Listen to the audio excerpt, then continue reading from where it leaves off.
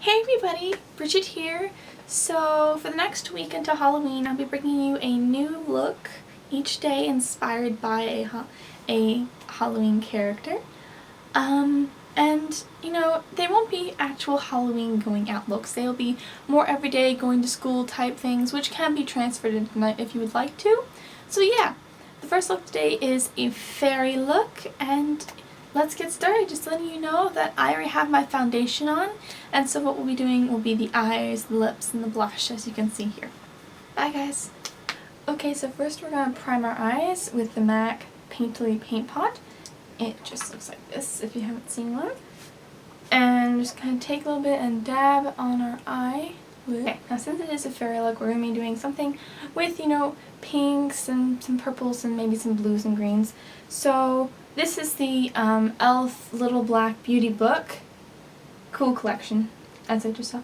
And, you know, it's kind of gross right now, but, you know, I really like it. The only problem with it is that the eyeshadows get in the lipstick sometimes, and so that can make it really annoying, but I like it. So we're going to be going into this purple right here. It's kind of a pink purple light color, and we're just going to be putting that on our eyelid up to our crease.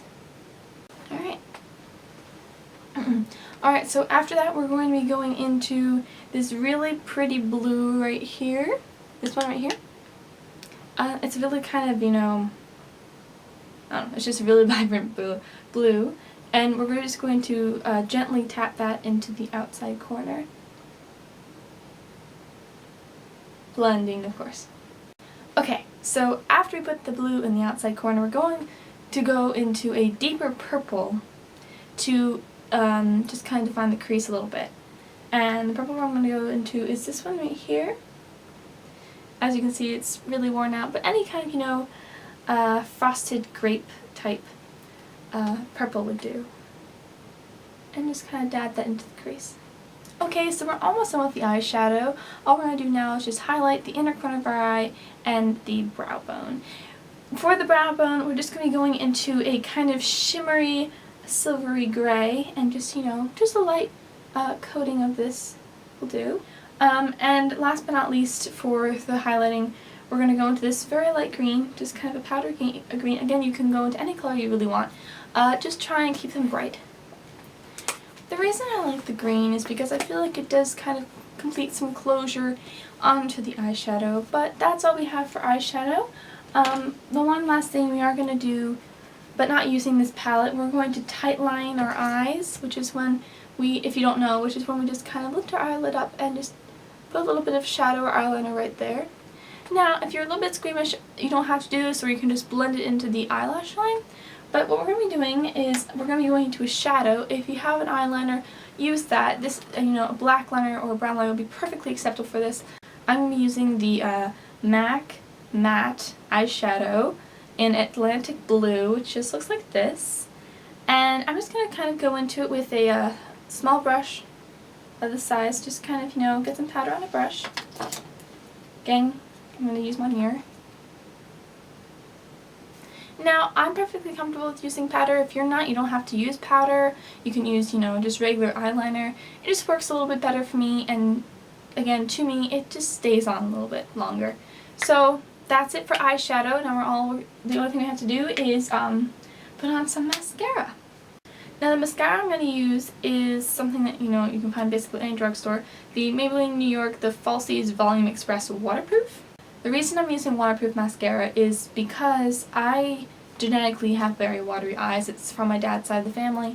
So if I don't use waterproof, my lower lash line will be completely gone and spread all over my face by the time, you know, the day is done. So I have to use waterproof. But if you're concerned about, you know, the health of your lashes, since waterproof is a little bit, you know, more concerning and can be a little bit more damaging to your lashes, I would suggest after you take your makeup off and before you're going to go to bed, take a clean eyelash brush or your fingers and just put a little bit of olive oil on your lashes if you're not allergic to it, and just sleep with that, you know, a little bit goes a long way, and that helps hydrate your lashes, which can help them grow. It's not, you know, exactly an overnight thing, but, you know, it works. So we're just going to dip into this. There's not a lot left, but, and And then go and do our mascara. Okay, so we're almost done with our face. Kind of a long process, sorry. But the only thing we have to do is our lips and then finish off our foundation, which I've already applied, as you know. So for lips, we're just going to hydrate with your favorite lip balm. I've always loved the EOS lip balms. They're adorable. And yeah, so hydrate your lips. And then you can do, you know, a variety of looks. I'm just going to be doing a combination of a gloss, the Revlon Color Burst Sunset Peach, which is just this color, it's really pretty. And then the L'Oreal Color Riche Balm in Rose Elixir. Oh, the number is 022 for the gloss and the 218 for the lipstick. Anyway, so you're just going to apply your lip balm.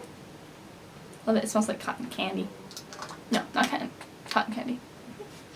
Cotton candy or like Fruit Loopy type things. And then we're going to go into the gloss. There are our lips.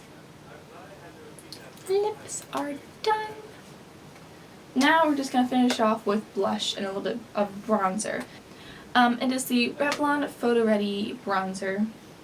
And it's just this one.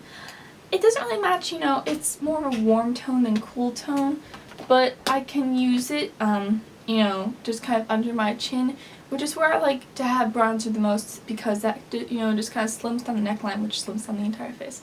So just kind of blend that in. Now, of course, you don't actually have to do that, but if you want, you know, a nice bronzer for every day, I really like doing that, but I wouldn't exactly suggest that bronzer for cool tone people, unless you like it. I mean, it's a little bit too yellow tone for me. And then we're going to be going into the L'Oreal True Match Super Blendable Blush Cool in Baby Blossom. It's just this really gorgeous pink. It matches, you know, my undertones perfectly. And we're just going to, you know, kind of dust that on our cheeks. Just kind of give them a nice rosy glow, which is very fairy-like. A little goes a long way, I think, with blush.